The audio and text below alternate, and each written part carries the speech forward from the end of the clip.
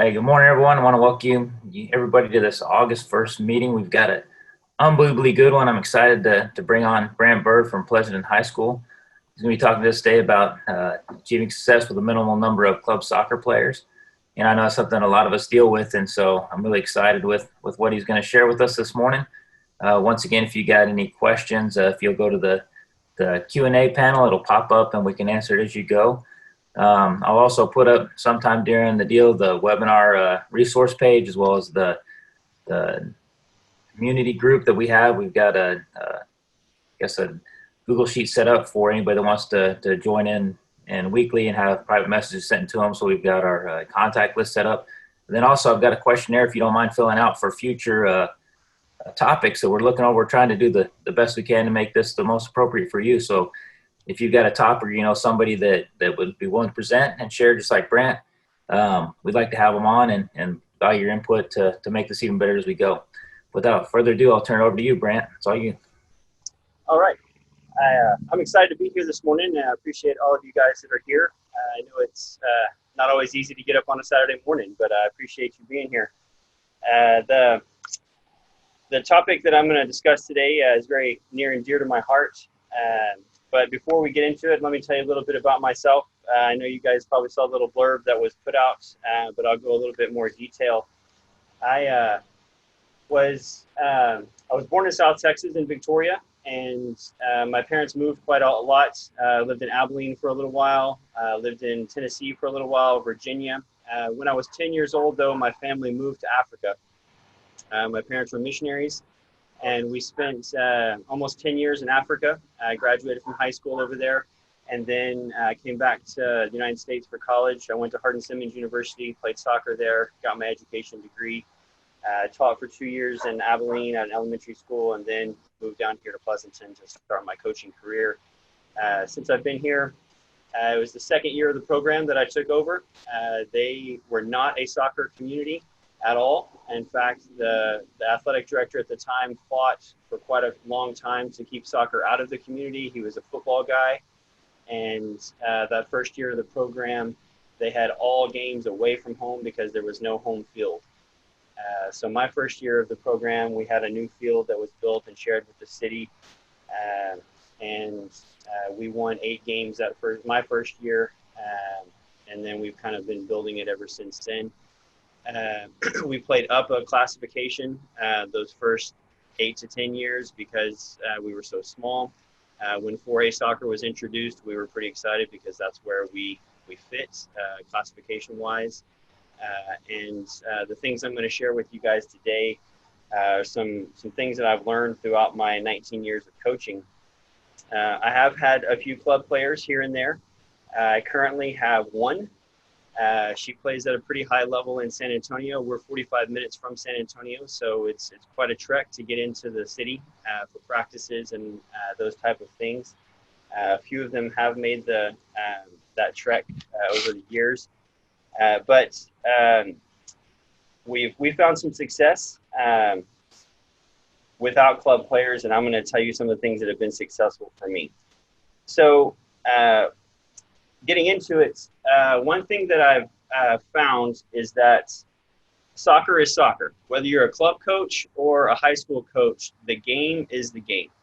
And as we educate ourselves, we can go to all kinds of clinics. We can read books and talk to other people, learn all kinds of different things. And the game has changed, obviously, over the years. But we have to differentiate ourselves from club coaches because the soccer is going to be there. We're going to continue to be coaches. So what can high school coaches do differently than club coaches can't do?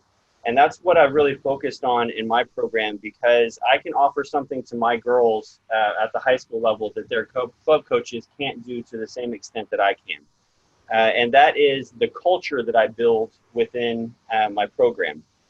So I'm going to give you guys 10 things that you can, that I've done that have been successful, that you can do as well, and then give you a few bonus ones at the end that hopefully will be beneficial to you. So here's how I built my culture over the past 10 years without those club players.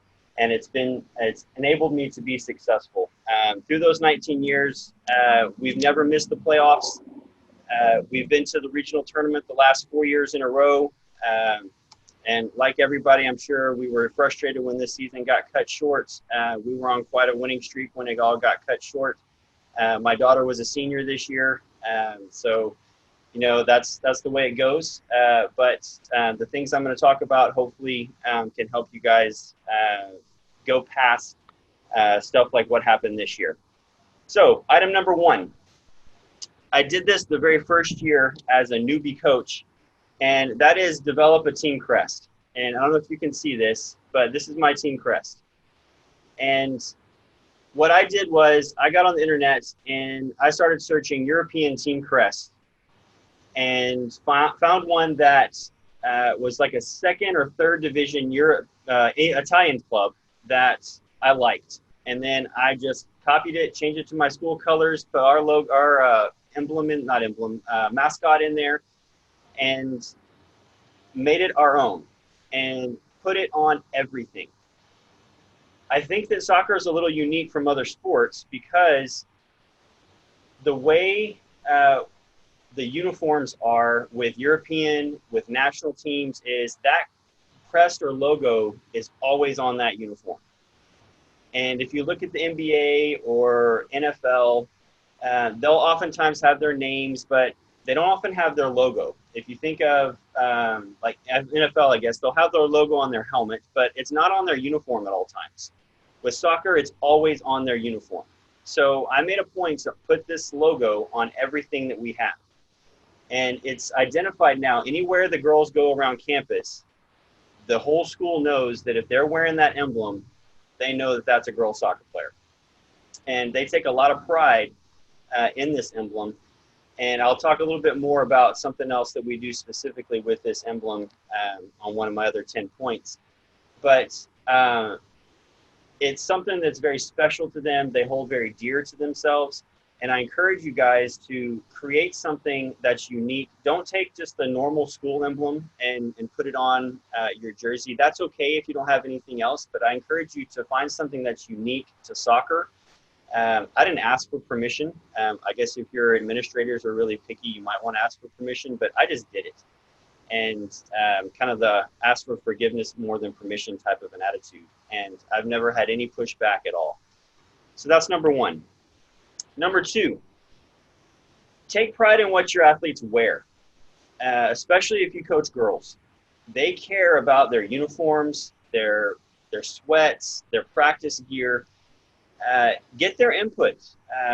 Ask them, hey, do you guys like this versus this? Show them catalogs, show them pictures.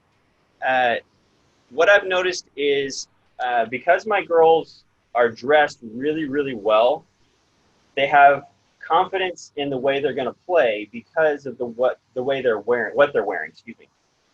And when they walk onto the field and they're confident in what they're looking like, then it just gives them that leg up. And I mean, as a male player, I remember in college playing, we had awful purple uniforms, and it was our school colors, and we didn't have much choice in the school colors, but wearing purple was a little difficult.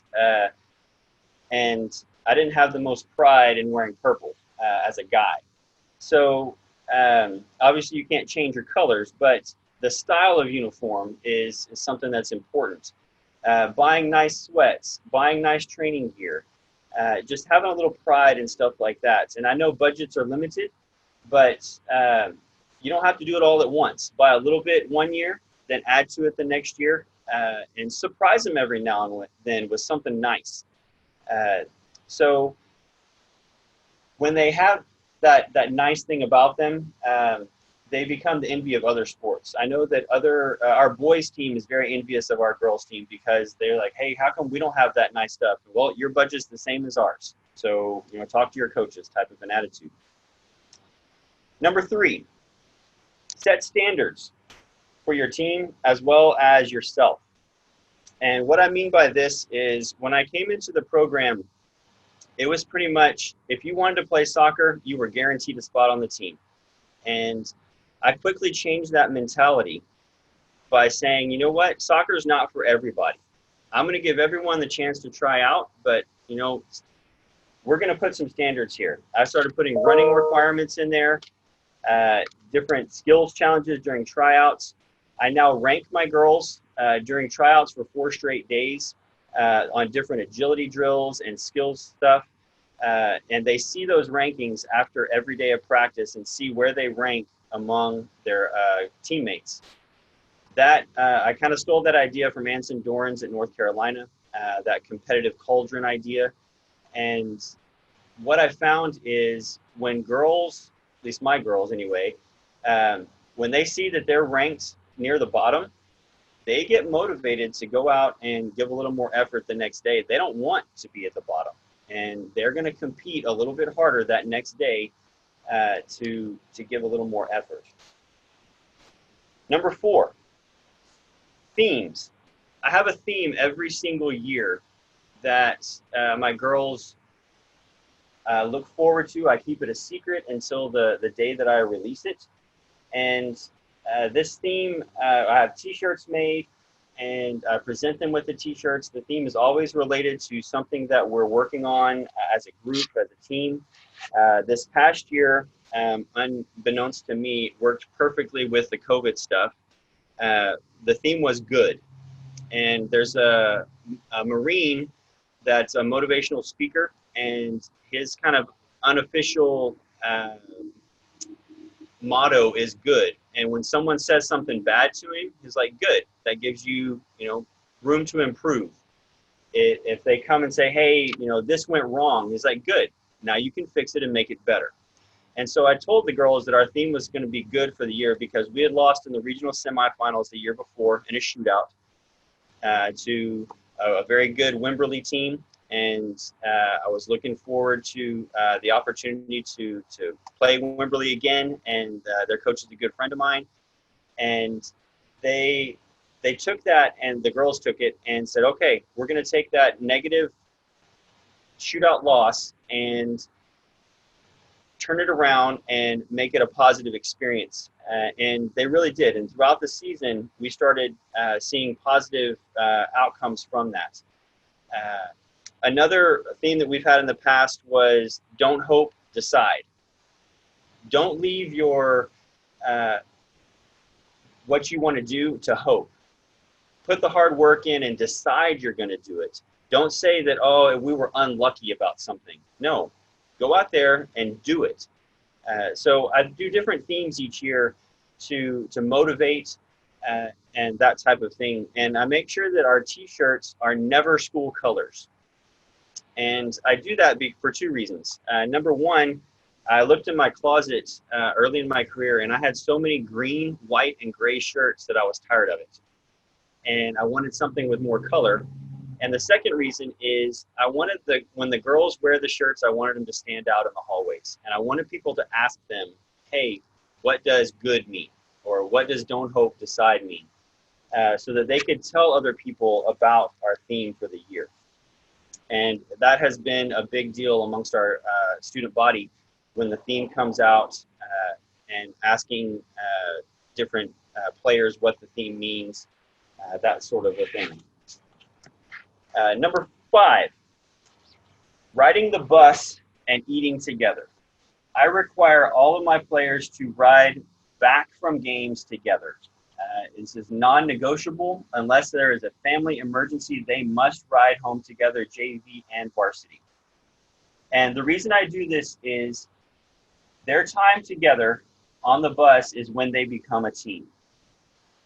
And the laughter and the time that they have having deep discussions are just amazing that come from that time on the bus. We have some really long district games. Being a 4A school, we're spread out quite far. We have a 2-hour trip one way for one district game. So those bus rides on a Tuesday night, we're getting in after midnight sometimes. So parents don't like it very much when I say, hey, your daughter's going to ride the bus home, and she's not going to get to ride home in the comfort of your car. She's going to ride the bus. We stop and get something to eat after every single away game. It's usually fast food. We're not going to stop at a steakhouse or anything like that. But I want the girls sitting together and eating, because that's when they grow together as a family. If they want to bring a bag lunch, they're welcome to. They don't have to buy something, but they're going to sit together and we're going to eat and grow together at that time. Number 6, team bonding day. I usually do this day the first Saturday after Thanksgiving, and it's grown over the years, and we now have team bonding day for JV. We now have team bonding day for our junior high soccer programs as well. And I've done many different things over the years for team bonding day. This past year, we went to axe throwing. We've done go-karts. We've done ropes courses. And this is normally when I announce the theme for the year. I give them their T-shirts. And then we do some kind of activity together that's not soccer related, where they grow as a group. And it's something that the girls, they've changed vacation plans. They don't want to miss it. They've begged parents to not go certain places, to let them stay with friends so that they can make it team bonding. And girls that have missed team bonding miss out on a lot of different jokes, inside jokes, that type of thing. So it's a big deal to go to team bonding. Got a question from, are there certain days the girls wear the T-shirts? That's a great question. So the way I do that is I let the girls decide on what days they want to wear their shirts. And usually the practice before a game, at the end of practice, they'll get together and say, hey, what are we going to wear? And I walk away and I let them decide. And some of those days they decide to wear the theme shirts. Some days they decide to dress up nice. So it's totally up to them. My only thing is that if you're going to do something, let's all do it together. We're not going to let one person do one thing and somebody else do something else. So good question. All right, number 7. This is where the patch comes back in. Big sister, little sister. With my big sister, little sister program, I take girls that are brand new to varsity. Let me answer this question too. Is there enough demand that you sell your shirts to staff and student body, or is this strictly for the soccer girls? Great question. We do sell them. The parents especially are big buyers of the shirts. They usually want them. And there are some teachers oftentimes want them. I usually give one to my principal just to get her on board. But there are some students that want to buy them as well.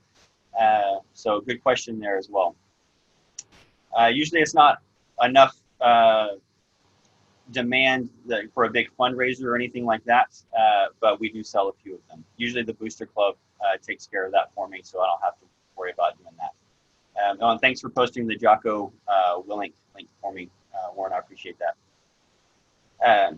So big sister and little sister. If they're a first-year varsity player, they are a little sister. If they are a returning varsity player, they are a big sister. I link them up together, and we do different things throughout the year where the big sisters and the little sisters are paired up together. And one of the first things we do is on that team bonding day, the little sisters get down on their knees, and it's their initiation, and there's no hazing involved or anything like that. But the big sisters come to the little sister and they present them with their patch, and they explain to them what the patch means to them and how they received their patch when they first got to varsity. And they hand them the patch and they say, this is for your Letterman jacket, and say this, there's lots of tears and it's emotional and it's very heartfelt. But going through that little ceremony that we have is pretty special. And then later on in the year, once we get to the playoffs, I separate them again, and little sisters go with their big sisters, and then the big sisters tell the little sisters, okay, here's what you can expect in the playoffs. here's how I felt my first year we went to the playoffs. Here are some of the traditions we have in the playoffs. If you're nervous about something, ask me this. And so I pair them up for different team drills during practice sometimes with big sister, little sister. And it's a great way to introduce those younger players into the program and get them to understand, hey, here's how we do things. It's also a great accountability way to make sure girls are doing what they're supposed to do off the field. I've had some of the older girls see a younger girl in the hallway, maybe showing PDA and say, hey, soccer girls don't act that way. And they self-regulate themselves, and I don't have to do it for the team. So it's a great way to make sure that things are going the way I expect them to. So I really appreciate the older girls doing that for me. Number 8, your schedule. And there's lots of different philosophies behind scheduling. My philosophy of scheduling is give me difficult opponents to play because I can never get better unless I'm playing better opponents. So I would encourage you guys to, not every single game, but schedule some opponents that you're probably not going to beat because it grows character in your team and it shows them what they need to strive to become. And in this process, they learn the ins and outs, and getting a good thumping might be exactly what they need, especially if they've had lots of success. Or if you have a weaker district, preload that pre-district schedule with some tougher opponents because you might have that easy ride in the district schedule so that you're ready for that long run in the playoffs. Excuse me. And I've had that philosophy ever since I began 19 years ago, and it served me very well. I've had lots of coaches ask me why a little 4A school is playing 6A schools, and I sometimes wonder why 6A coaches agree to play me. Maybe it's just because they want to get an easy win in, but that's right. I'll continue to take those thumps because afterwards I can reflect on it and watch that film and see where we need to improve and point out to my team, hey, look what they did here. We need to replicate something just like that. Number 9, have fun. Soccer is supposed to be fun. If it's so serious that the girls aren't having fun and you're not having fun, then you need to reevaluate some of the things that you're doing. Some of the things that I do to make sure that we're having fun is every year, right before the Christmas holidays, we have a competition. My assistant coach and I write every girl's name on the whiteboard, and we have a little draft just between the two of us and put the girls into 2 teams. And then we schedule a prom dress rugby game. The girls go to Goodwill or a secondhand store and buy a used prom dress, the uglier the better. And then we go out and invite the student body, invite the parents, and we have a rugby game with flags. And I teach them the practice before. We go over the modified rules of rugby, and it is hilarious to watch them play a sport that they don't know how to play because they're very good athletes, but taking them out of their comfort zone and then putting them in prom dresses is hilarious. And just the pressure is starting to get to them. It's usually right around finals week, and they just need that relaxation and to calm down a little bit and just relax and be kids. And it's just fun. We have a little trophy that goes to the winning coach. My assistant coach takes one team, I take the other, and it's a lot of fun.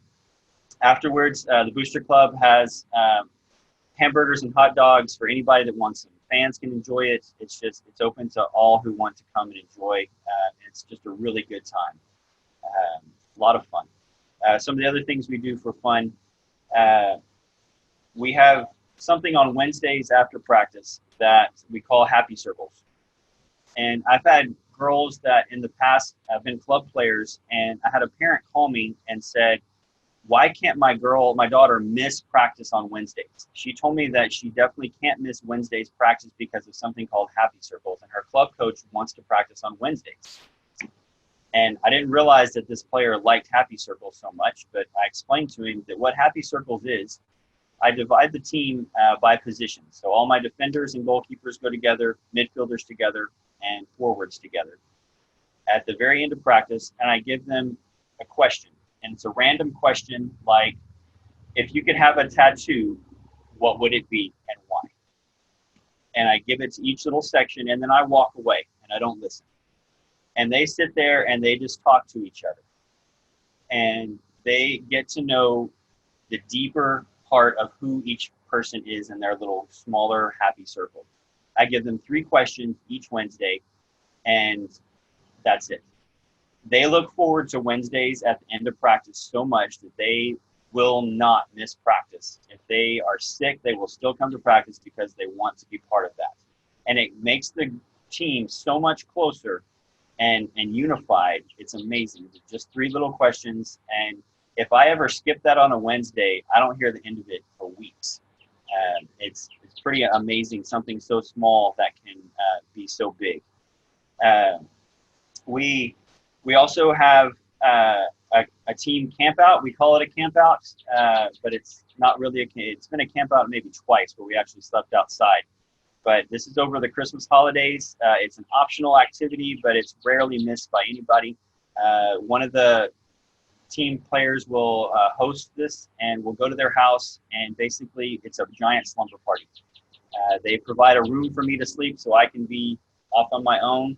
And I usually go to bed about 10 o'clock because I'm old. And then they stay up until the wee hours just being girls. And oftentimes we'll have a fire and they'll roast marshmallows. And usually this is where we do our goal setting, that type of a thing. But it's a great time just to be away from the game a little bit and be real people. They really enjoy just being girls and being friends. It's really nice to watch them interact with each other during times like this.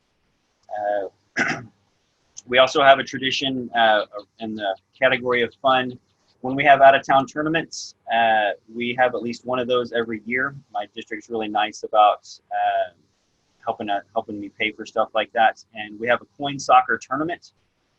Taught the girls a game that I played when I was a kid with 3 quarters, and divide them up into groups, and we have this little tournament. We have a little trophy, and we go down to the breakfast area of the hotel and have this big tournament, and it gets pretty rowdy, and they're all competitive kids, so that's a lot of fun.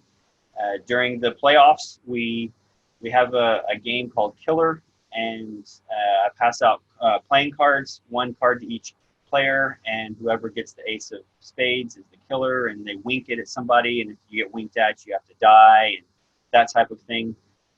One year I forgot the cards on one game, and so they made their own and passed them out because they had to play killer because it was so important to them. But little stuff like that, just to make the time fun that you're spending with each other is pretty important that I've found. And number 10, your relationship with your players' parents. This is so important. And I have had very few negative interactions with parents in my 19 years. I've had my fair share, but very few. And I think part of this is due to the fact that I try extra hard to go out of my way to include parents in a lot of things that we do. One of the things I found early on is if you host a tournament, that makes parents really happy because they get to watch their kids in their hometown. They don't have to travel and take off of work. So those type of things are very easy on paper to do. I know hosting a tournament's a lot of work, but it makes parents very happy because they get to watch their kids. That's a lot easier for them to be there. We are fortunate in Pleasanton to have individualized booster clubs. So I have a booster club just for my team.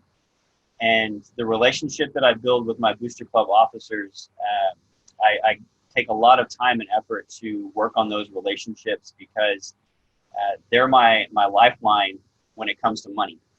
My budget's not that big, so I need to make sure that I'm keeping those relationships good and healthy.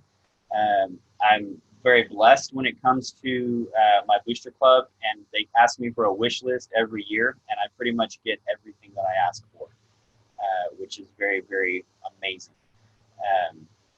So I strongly encourage you guys to build those relationships with those parents. It's not always an easy thing to do, but it helps to damper the negative interactions that you have in the future. Another thing we do with parents, and I stole this from ESPN, I saw a story that they had several years ago about a school in California that had the parents write letters to their kids about how much they loved them and cared for them and enjoyed watching them play football. And so what I did was, this is about 4 or 5 years ago, the practice that we had right before the playoffs began, I had every parent write a letter to their daughter. And I didn't tell the girls that this was coming. Excuse me. And as the practice ended, the parents all showed up. And I'm sorry, that happened later. I delivered the letters to the girls at the end of practice, and they all went off to a different part of the field and read their letters. And then they came back in. Some of them were crying. Very emotional time. And that has developed into now what we do is at that practice, I deliver the letters, and then the parents show up about 30 minutes later, and we have a big team dinner.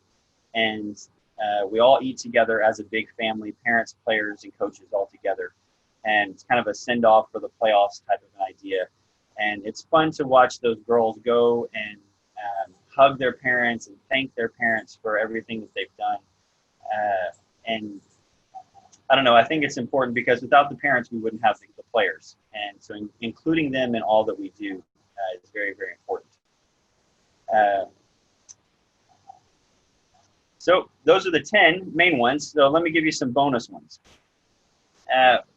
About 6 years into my coaching career, I read a book that changed the way I coach. And here's the book. It's called The Messiah Method.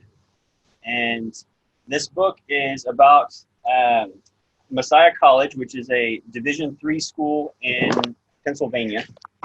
And they have been extremely successful on the men's and women's side.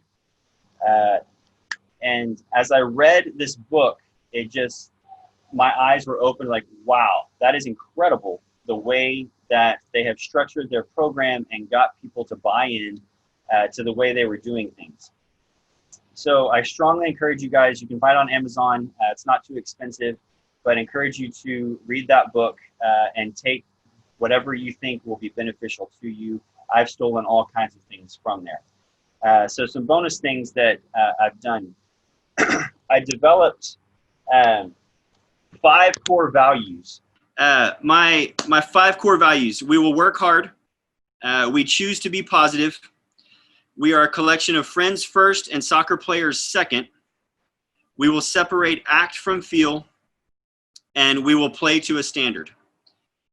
I reference these 5 standards quite frequently throughout the season. There's a sign we have at our field where we practice, which is also our game field, but I point to those things quite frequently. At the end of the season, in the postseason review of each player, they have to evaluate every one of their teammates and themselves on those 5 values, and then I discuss them with each person. So those things are pretty important to me, and hopefully they become important to the players as well. I do something called positive conditioning as well, and excuse me. This was something that took a while for my girls to buy into, and it goes against what many coaches, including myself, were taught as athletes. And then as a young coach, we kind of think that if a player is struggling with their conditioning, then that means they need more conditioning, which is not necessarily the wrong approach. But positive conditioning says if you have all of your players up on the line and you're doing wind sprints, the person that finishes first is probably the fittest person if everyone is working as hard as they can. That goes without saying. So if that's the case, then why not have the person that finishes first, with everyone running as hard as they can, have that person do more work to make them more fit? And that's kind of backwards to the way we think most of the time. So the way I introduce that into drills and things is, if we're having a competition in practice in a drill, the winning team gets the privilege of conditioning, because conditioning makes us better. And at first the girls are like, wait, we won, now we have to run? I was like, no, you won, now you get to run, because it's going to make you better. And little by little, they bought into that. And they started to say things like, yes, I understand it now. We're going to get better now. So we've earned the privilege to condition. And the best thing I can say about that is, we'll do half-filled sprints. And if the last 3 people to finish, they are done. And they stand and they cheer on the rest of their teammates who do another one. And then those last 3 people are finished.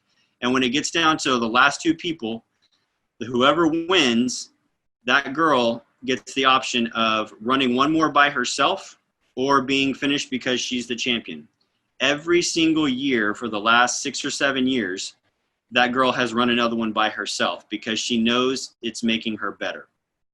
And something that's a little bit different, and I really appreciate the attitude that the girls have.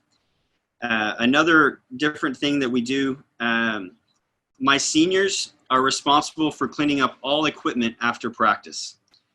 They're also responsible for taking equipment off the bus. That's never a freshman's job.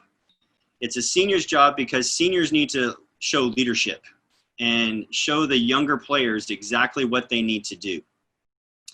And this took a little buying into as well, but after the first couple of years, then they understood, okay, yeah, we understand why we're doing it now, because that's the leadership that we need to be showing at all times. Wednesdays after practice, after we do our happy circles, I always meet with my captains, and we have a discussion about, hey, what's going on? What do I need to know? It's not a tattletale session, but it's kind of checking the temperature gauge of the team type of a thing. And I've gotten some really great information, some things that I had no idea were going on that I needed to address. Some players that were unhappy with certain situations that I needed to work through. So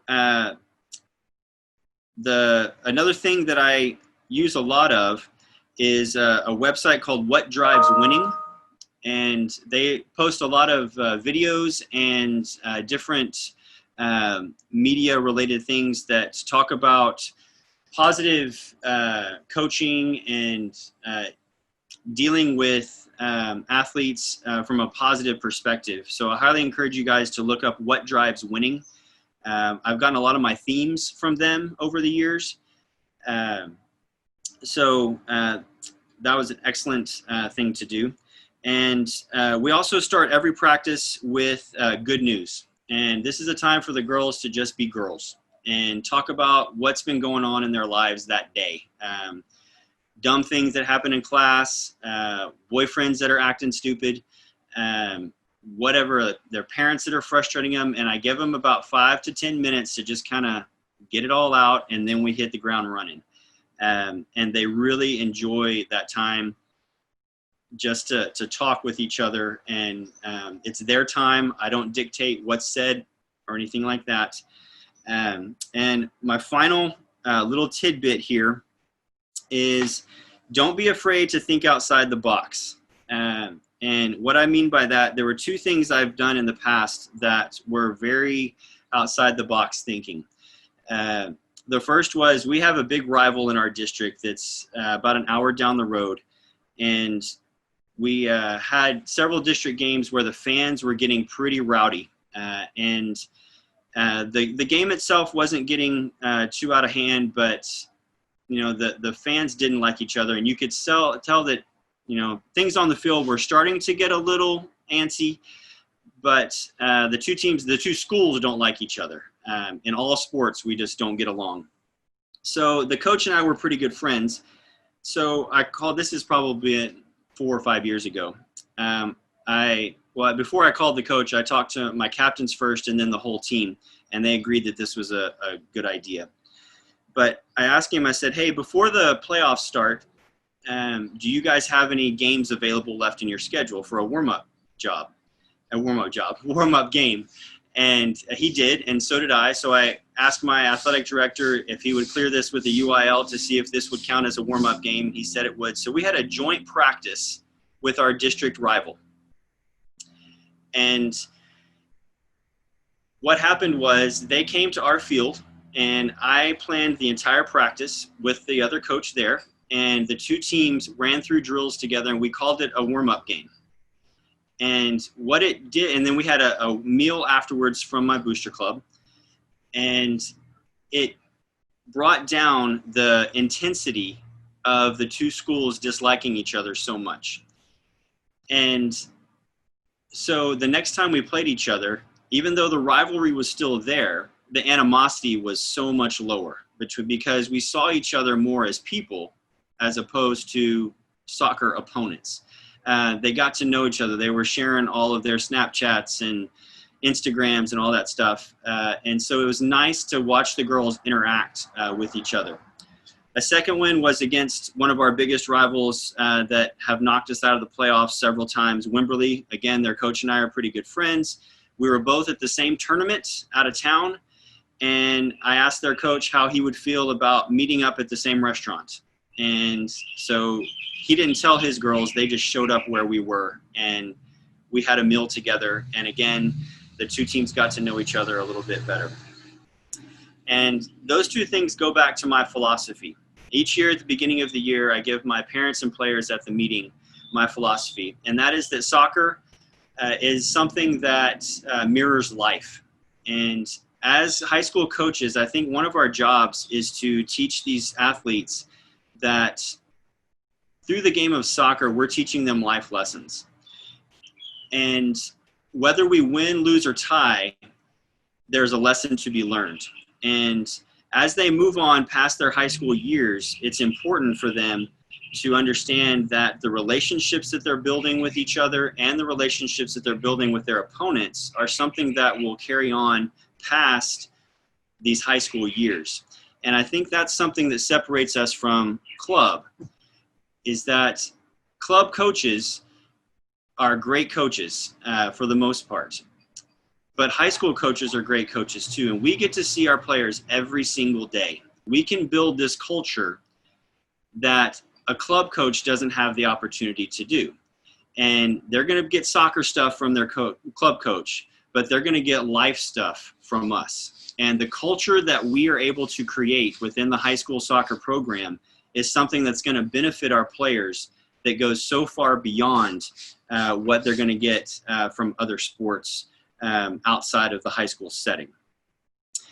So hopefully you guys have gotten a few things that will help you as you start to build your culture or maybe tweak your culture a little bit.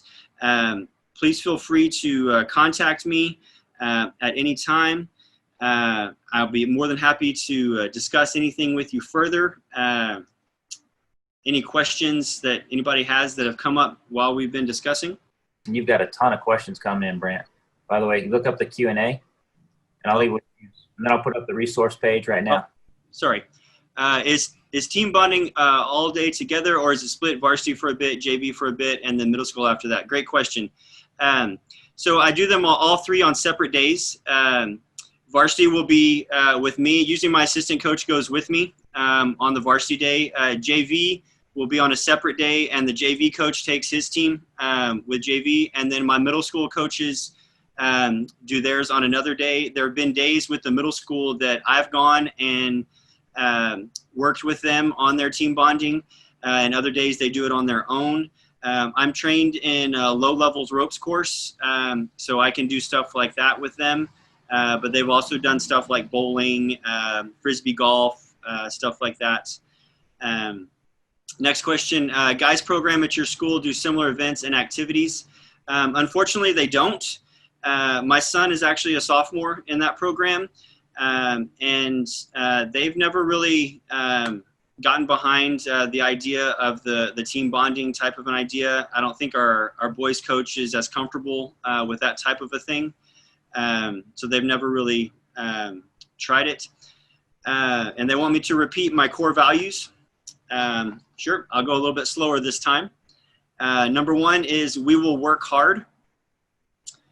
Number 2, we will choose to be positive. Number 3, we are a collection of friends first and soccer players second. Number 4, we will separate act from feel. And basically what that means is when that player comes and slides in cleats first, you really want to go and punch her in the face, but you're going to separate that from what you really need to do to do what's best for your team at the time. And number 5, we will play to a standard.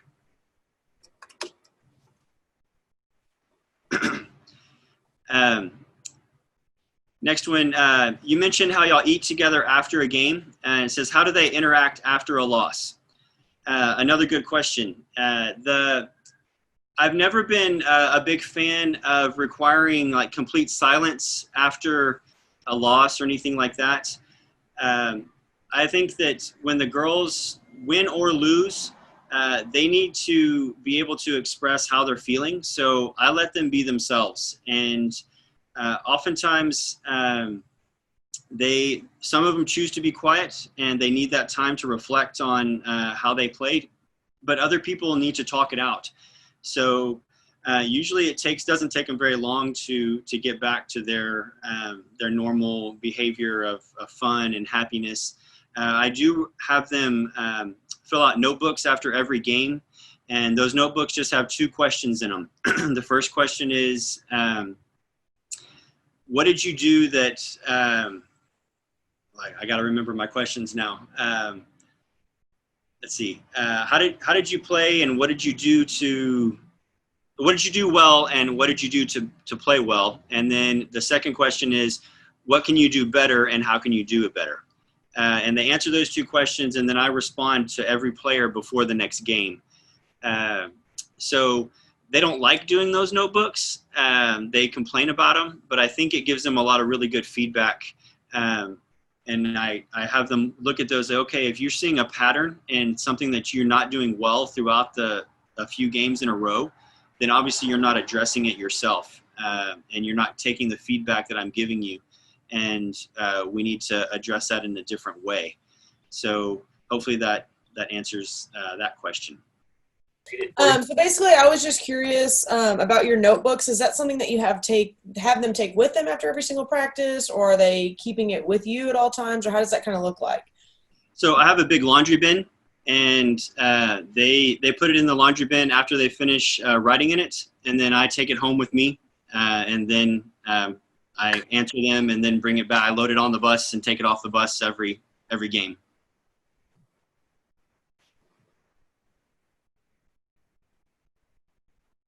Thank you. You're welcome.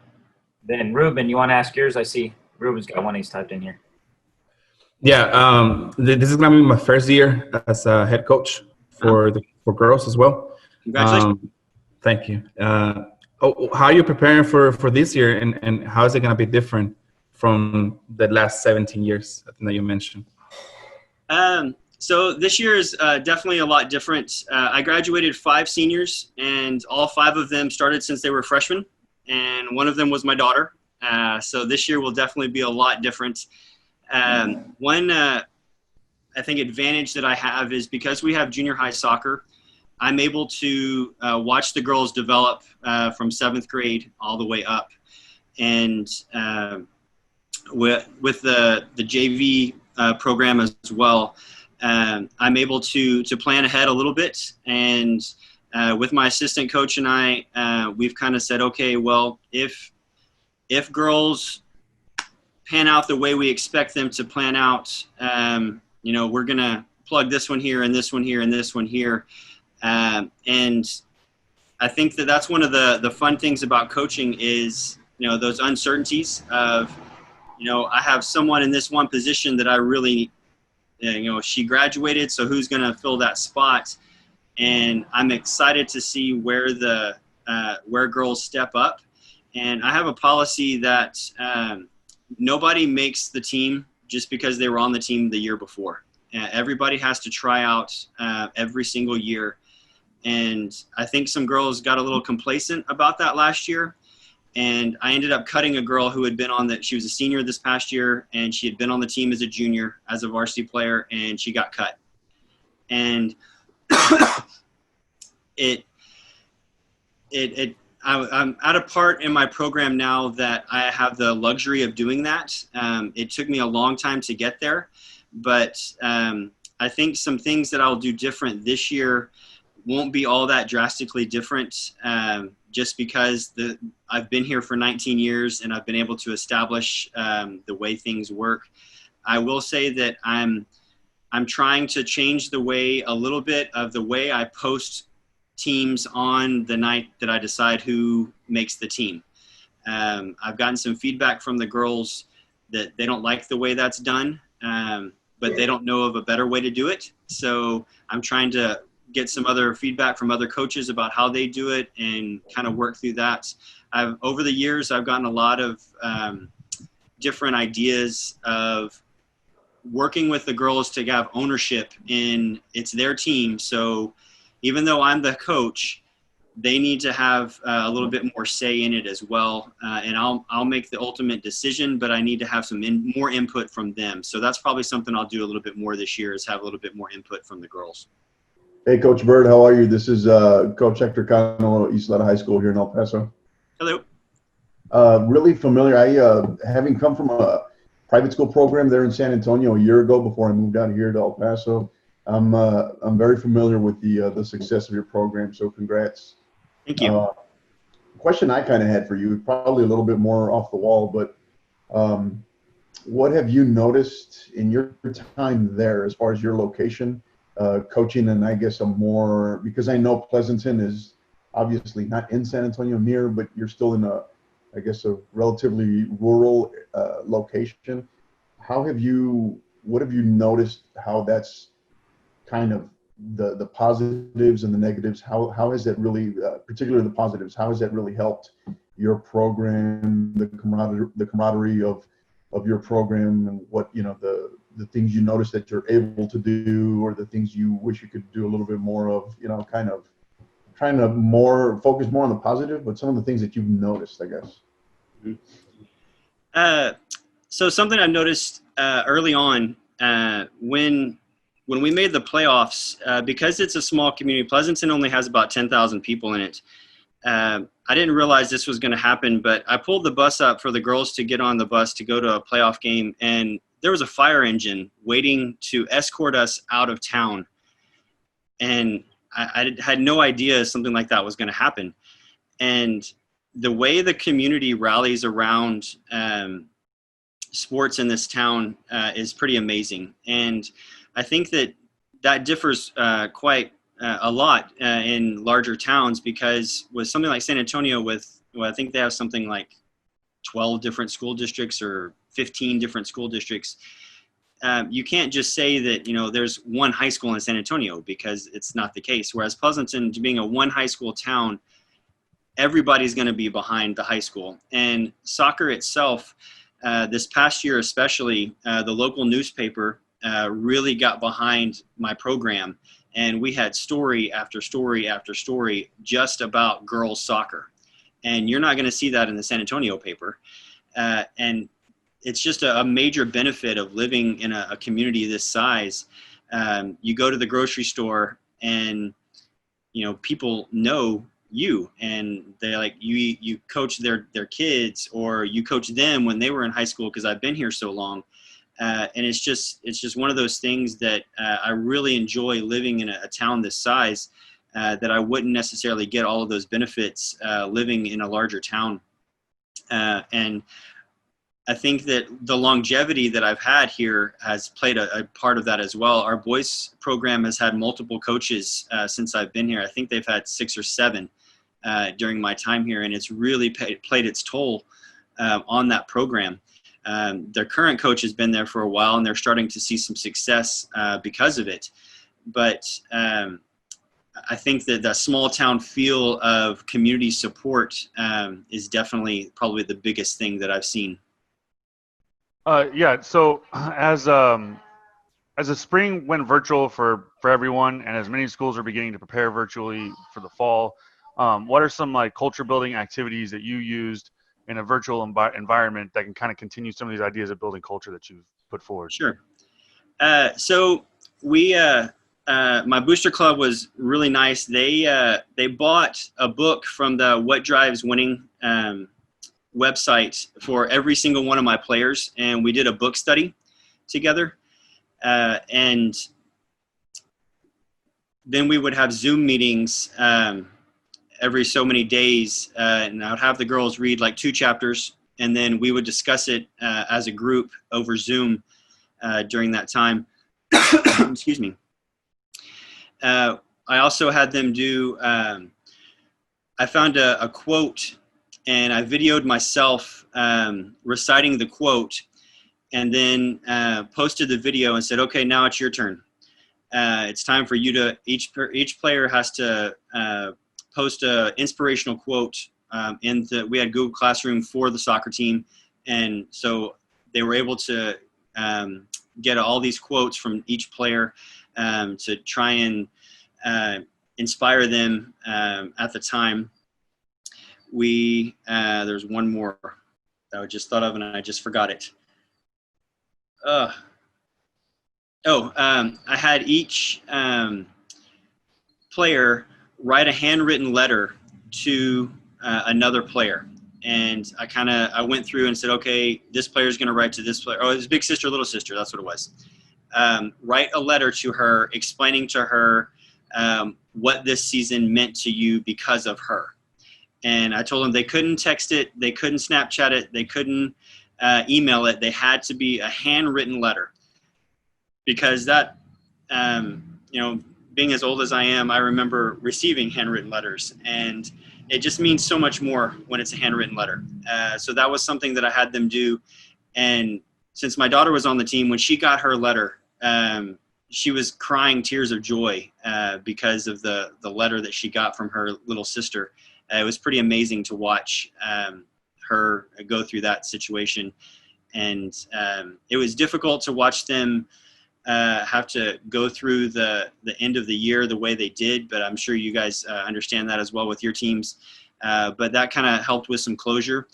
I also did our end of the season awards. And this kind of goes along with my philosophy as well.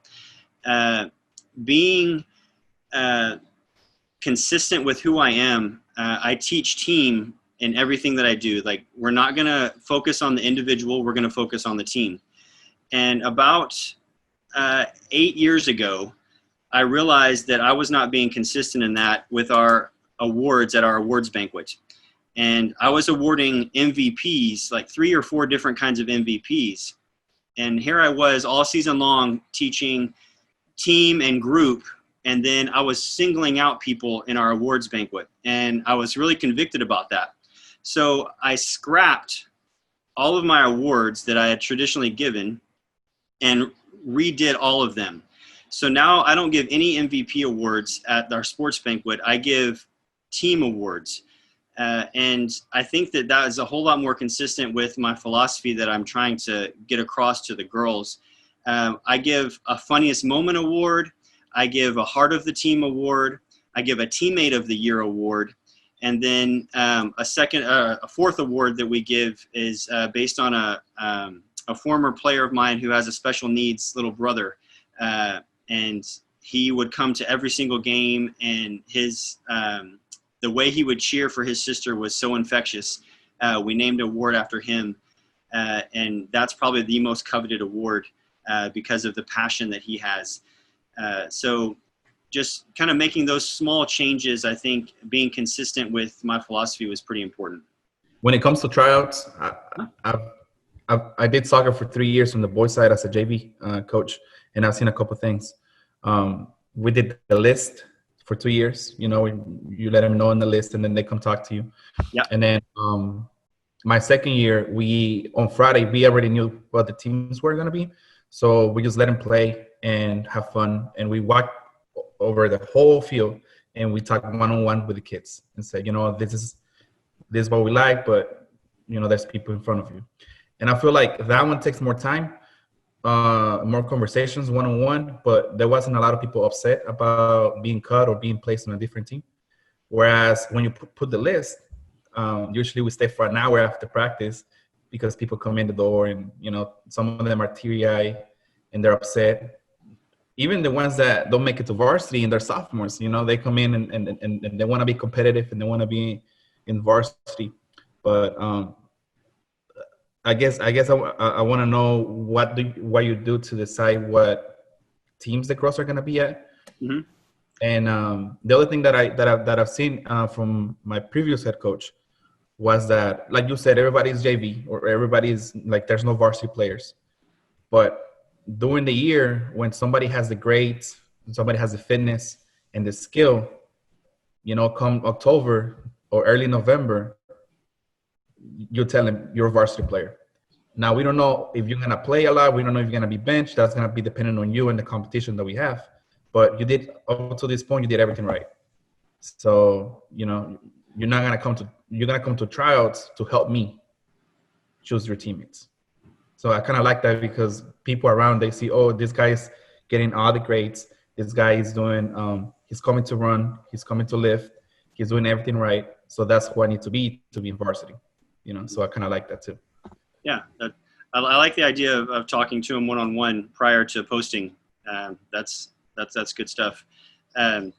So the way I've done it recently, to answer your question, we have an athletic period where all girls are required to be in the athletic period, and we start in August just like everybody else, and then we lift weights twice a week, and we do drills, mainly conditioning drills, Monday and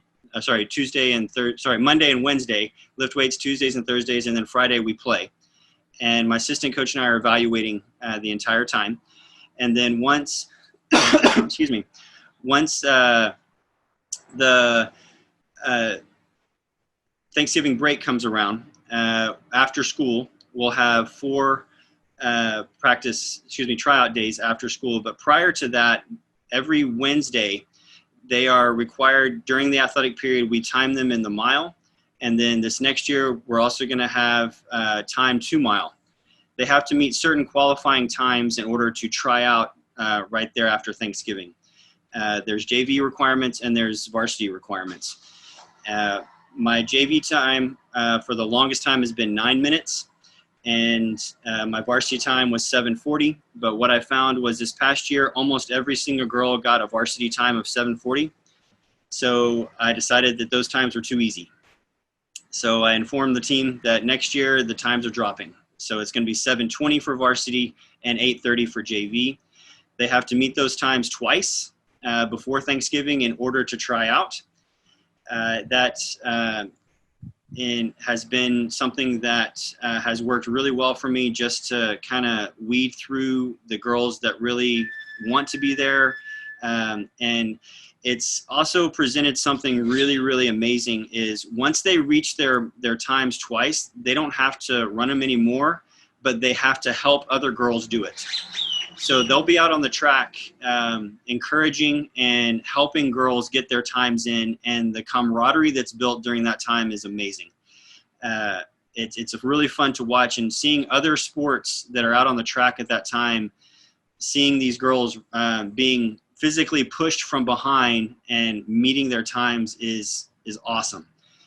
So once we get to the tryout portion, we go through 4 different agility stations, and they're being timed and ranked. And then there's a shooting drill, and then there's also small-sided scrimmages where my assistant and I are evaluating, and they're being ranked on those as well. And each of those come out each day, and then at the end of the 4 days, we post them just like you were mentioning, and we divide them into JV and varsity, and then we talk to them. But that's the part that I'm kind of weighing, like, how should I change this? And I like your idea of talking to them beforehand. Once again, thank you guys for meeting us this morning, taking time out of your schedule for the Saturday morning, joining the coaches webinar. Want to invite you guys back in next week. We should have a really good one as well. But Brant, especially thank you for taking your time to share your stuff with us. I really enjoyed it. It was impactful. Thank you. I enjoyed it.